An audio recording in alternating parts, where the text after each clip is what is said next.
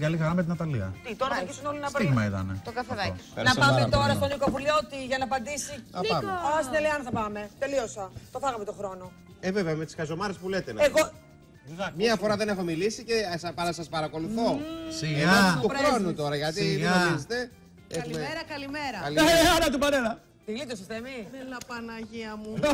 Έρχομαι εκεί να σε αρπάξω.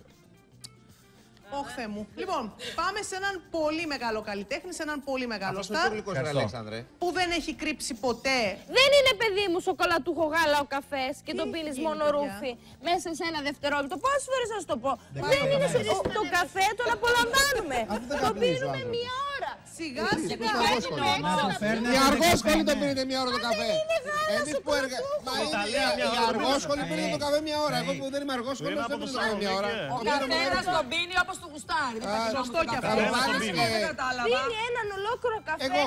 Λες και βάζει τόση ζάχαρη. Όπως να Λες αντέχεις και εσύ. πίνει. Αντί για γλυκό πίνω ένα καφέ. Θα μας κάνεις κουμάτα στο καφέ, ρε εσύ. Αυτό είναι. Είναι από Θεσσαλονίκη Μη που πάω. βάζει καφέ, δεν ξέρει να πίνει. Σπυρό. Παίρνω το καφέ εδώ, δεν Σπυρό, ντεκαφεϊμένα του φέρνω. Συνήθως Να πίνει όσο έτσι πίνουν το θέλει. Πίνω καφέ όσοι δεν το το έχει αλίμονο. Σου κόβει και τον καφέ. Πάει και ο καφές. Εκεί και κατάρα σου. Συγγνώμη. Πάει και ο καφές. Ρε παιδί, δεν αντέχω χωρίς καφέ. Συγγνώμη, σου κόβει και τον καφέ.